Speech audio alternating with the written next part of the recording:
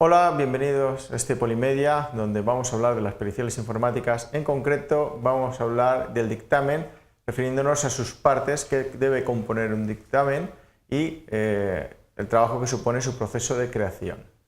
Abrimos con una frase, en este caso de Séneca, que nos dice que cuando alguna parte del todo cae, lo que queda no está seguro.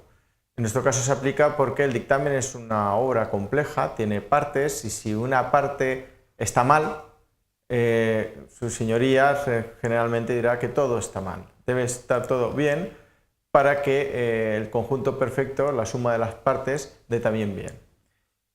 Vamos a intentar cubrir dos objetivos. Por una parte, reconocer actuaciones posibles del perito previas a la redacción del dictamen y por otra parte, relacionar las partes del dictamen. Para ver esto, veremos una serie de puntos que son los siguientes. Después de una breve introducción, hablaremos del trabajo previo a la redacción, del contenido en sí del informe, que es la parte gruesa de esta presentación, las cuestiones metodológicas, hablaremos un poco de la defensa en la sala y cerramos con unas breves conclusiones.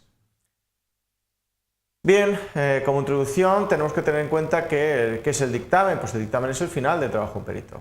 Después de un trabajo intenso de investigación, de estudio, termina redactando y redacta un informe, que es el dictamen, y además ese final es el final -1, porque el final real será la prácticamente segura deposición en el tribunal. Tenemos que ir a un tribunal y contar qué es lo que tiene el dictamen dentro.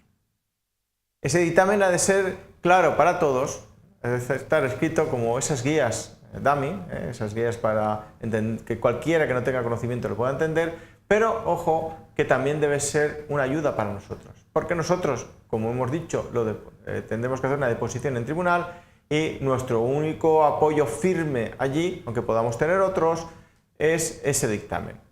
Además, esos otros son cosas que podemos llevarnos de forma adicional, como índices, apoyos audiovisuales, animaciones, etcétera, etcétera, etcétera. Bien. En cuanto al trabajo previo a la redacción, bueno, pues hay tantas posibilidades como casos. La informática hoy en día está en cualquier actividad humana. Cualquier cosa, en un hospital, en una tienda, en la misma calle, dentro de un coche, en una isla desierta, en cualquier sitio la informática nos rodea. Aunque creamos que no, estamos dominados por los datos. Eso sugiere que, de igual forma que es grande la inmersión de la informática, de la sociedad de la informática, es grande la posibilidad de que algo de eso dé lugar a un litigio y se nos llame para investigar. Por tanto, no se trata aquí de hacer una lista extensiva, que sería imposible, sino de dar unas líneas maestras. En primer lugar, tendríamos que hacer una recuperación de datos. ¿Por qué? Porque no disponer de lo preciso para la investigación nos tiene que llevar a rechazar el encargo. Es decir, no puedo hacer esto porque no tengo suficiente materia para trabajarlo. Tenemos que hacer una recolección de evidencias y confiscar los datos necesarios. Esto significa muchas veces ayuda de la policía judicial. Vengan ustedes conmigo, necesito llevarme este servidor. Acudan conmigo, ese servidor se precinta, llega el secretario, firma para dar fe de que es el servidor que está en estudio, etcétera, etcétera. Además, es posible que vayamos encontrándonos sorpresas, nuevas evidencias que no estaban consideradas. A veces esto dará paso a nuevas investigaciones.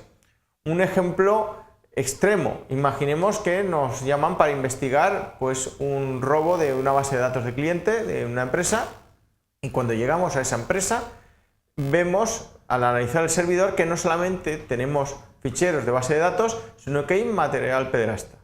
¿Qué hacemos? Evidentemente ponerlo inmediatamente en conocimiento del secretario del tribunal, que el secretario judicial en ese caso tomará las medidas oportunas.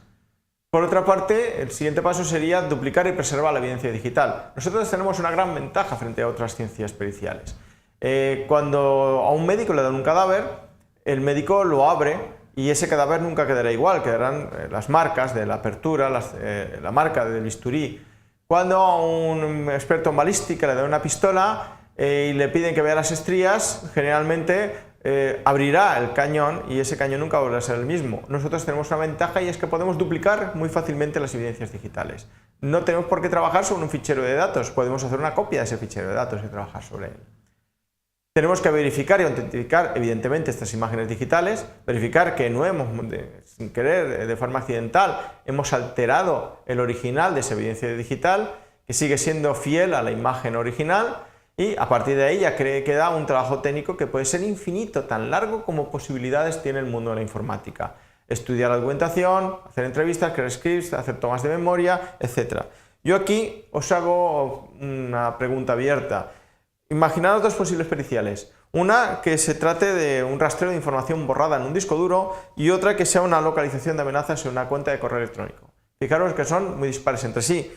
Yo os sugiero que os planteéis con lápiz y papel una posible ruta de actuación, ruta metodológica, ruta de trabajo técnico para cada uno de esos dos casos periciales. En cuanto al contenido del informe, esto es un esquema orientativo, esto no es, hay que tomarlo a rajatabla, simplemente es una definición de lo que debería llevar un informe. ¿Podemos omitir alguna parte? Seguro. ¿Podremos añadir alguna otra? Seguro, pero viene a ser lo estándar. Hay partes que son fundamentales, como puede ser la consulta, las alegaciones y consideraciones y las conclusiones. Elementales, ¿por qué? Porque son las únicas tres partes que nos marca la ley que deben estar. Pero hay otras que, bueno, pues figuran ahí de forma como una ayuda para el perito al caso de la exposición y también para que el tribunal pueda entender de qué va. La primera es la consulta. En la consulta exponemos brevemente qué es lo que se nos pregunta. ¿Quién lo pregunta? Un juzgado, una parte que demanda, el demandado, los datos del juzgado, número de autos, las clases de juicio que se va, es un juicio civil, un juicio ordinario, nombres y apellidos del demandado.